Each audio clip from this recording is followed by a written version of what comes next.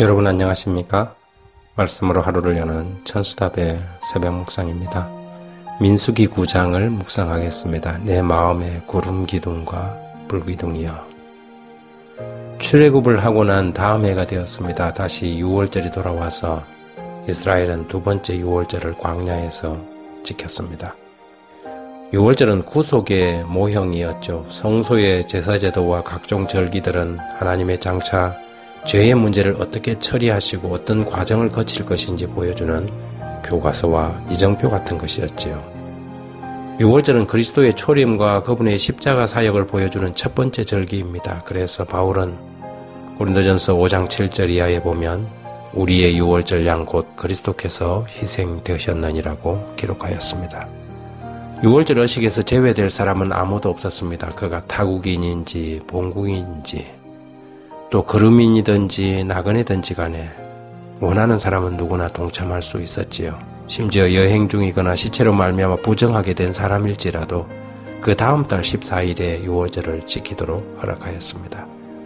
6월절을 지키고 이제 이스라엘 군대는 여행을 시작하였습니다. 그런데 그 많은 백성들이 언제 나가고 언제 머무를 것인가, 어떻게 보고 무엇으로 정할 것인가, 그들은 철저하게 조직적으로 움직이면서 나팔 신호 체계를 따랐습니다. 나팔 소리에 따라서 백성들은 일사불란하게 짐을 꾸리고 텐트를 쳤지요. 모세는 진두에 서서 백성을 지휘하였는데 그는 구름 기둥 가운데 백성을 이끄시는 하나님의 뜻을 따라서 명령하였습니다. 민수기 9장 17절, 18, 19, 20절에 구름이 성막에서 떠오르는 때에 이스라엘 자손이 곧 행진하였고 구름이 머무는 곳에 이스라엘 자손이 진을 쳤으니 이스라엘 자손이 여호와의 명령을 따라 행진하였고 여호와의 명령을 따라 진을 쳤으며 구름이 성막 위에 머무는 동안에 그들이 진영에 머물렀고 구름이 성막 위에 머무는 날이 오래일 때에는 이스라엘 자손이 여호와의 명령을 지켜 행진하지 아니하였으며 혹시 구름이 성막 위에 머무는 날이 적을 때에도 그들이 다만 여호와의 명령을 따라 진영에 머물고 여호와의 명령에 따라 행진하였으며 구름 기둥과 불 기둥이 그들에게 가장 분명한 신호가 되었습니다. 구름 기둥이 움직이는 방향으로 그들은 길을 따라갔지요. 이스라엘 백성들에게는 구름 기둥과 불 기둥이 있었다면 오늘날 우리에게는 무엇을 따라가야 할까요? 우리가 나가야 할 분명한 이정표는 무엇일까요? 그것은 바로 진리의 말씀입니다. 오늘날 이스라엘을 인도하신 하나님은 그분이 주신 진리의 말씀 안에 나타나시지요. 말씀이 앞으로 나가라면 나가고 말씀이 아니라고 하면 거쳐야 합니다. 사람의 생각과 주장이나 교단과 위원회의 명령보다 더 중요하고 우선시되어야 할 우리들의 구름 기둥은 진리의 말씀입니다. 무엇을 믿고 무엇을 받아들일지는 개인의 생각이나 주장이 아니라 하나님의 말씀입니다. 하나님의 말씀에서 한 걸음도 비껴가지 말아야 하지요. 또한 우리 각 사람은 매일 아침 하나님의 말씀을 살펴서 나아갈지 물러설지 그리고 머무를지를 묵상해야 합니다. 말씀 없이 하루를 시작하는 것은 지도나 나침반 없이 내비게이션 없이 여행을 시작하는 것과 같습니다. 우리가 따라가야 할 구름 기둥을 잃어버리고 아무런 증거도 없이 하루를 헤맨다면 필시 우리는 하루를 마치고 후회의 시간을 맞이하게 될 것입니다. 때론 말씀을 따른다는 것이 위험해 보이고 어려움이 예상될 수도 있습니다.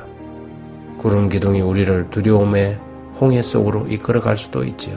그럴지라도 우리는 믿음으로 구름 기둥 진리의 말씀에 순종해야 합니다.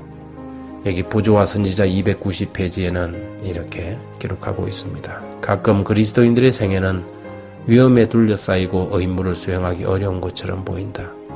앞에는 절박한 파멸이 있고 뒤에는 속박이나 죽음이 있는 것처럼 생각된다.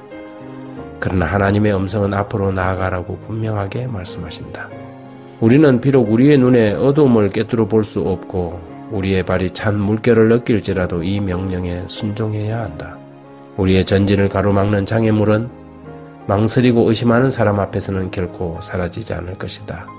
모든 불확실한 그림자가 사라지고 실패나 패배의 위험이 없어질 때까지 순종을 미루는 자들은 결코 순종하지 못할 것이다. 불신은 장애물이 되고 우리의 길을 똑똑히 볼 때까지 기다리자고 속삭이나 신앙은 용기 있게 모든 것을 바라고 모든 것을 믿고 앞으로 전진하라고 촉구한다. 하나님께서 인도하시는 길은 사막이나 바다를 통해 나 있을지 모르나 그 길은 안전한 길이다. 우리가 생각하기에 가장 안전한 길이 아니라 하나님 보시기에 안전한 길이 진짜 안전한 길이지요. 우리가 믿음이 있다면 진리의 말씀 곧 구름 기둥을 따라 홍해로 들어갈 때 애굽 군대의 추격을 피할 수 있는 가장 안전한 길임을 알게 될 것입니다. 오늘도 우리의 마음의 구름 기둥, 불 기둥인 진리의 말씀을 따라서 앞으로 나아가고 또한 머무를 수 있는 한 날이 되었으면 좋겠습니다.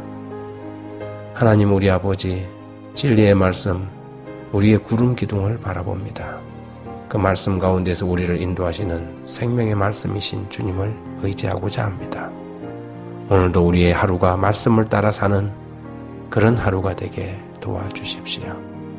예수님 이름으로 기도드립니다.